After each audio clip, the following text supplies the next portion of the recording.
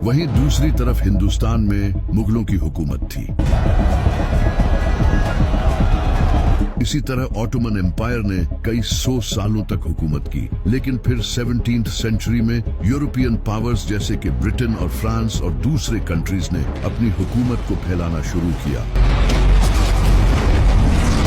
और उन्होंने मुसलमानों की जमीनें अपने कब्जे में लेनी शुरू की। जैसे कि 18th सेंचुरी में ब्रिटेन की ईस्ट इंडिया कंपनी ने मुगल सल्तनत को हराकर हिंदुस्तान पर कब्जा कर लिया और कई सालों तक हिंदुस्तान के रिसोर्सेज को लूटा। सिर्फ हिंदुस्तान ही नहीं बल्कि ब्रिटेन ने इजिप्ट को भी अपने कब्जे में कर लिया,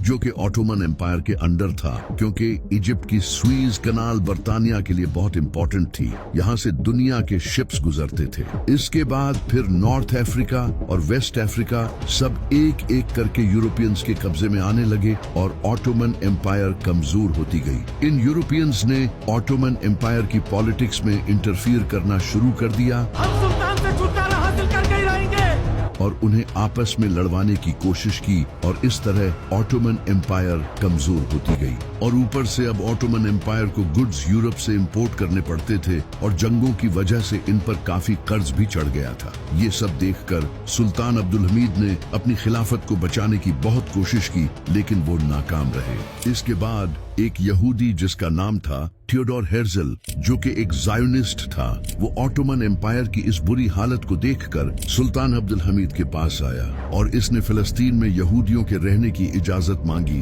और बदले में वो ऑटोमन एम्पायर का कर्जा भी उतारने के लिए तैयार था। उस वक्त यहूदियों को फिलिस्तीन में रहने की इजाजत नहीं थी, वो सिर्फ वहां जा सकते थे और उन्हें वहां जाने की इजाजत हजरत उमर ने अपने दौरे खिलाफत में दी थी और सुल्तान अब्दुल हमीद ने भी इन्हें वहां रहने की इजाजत नहीं दी।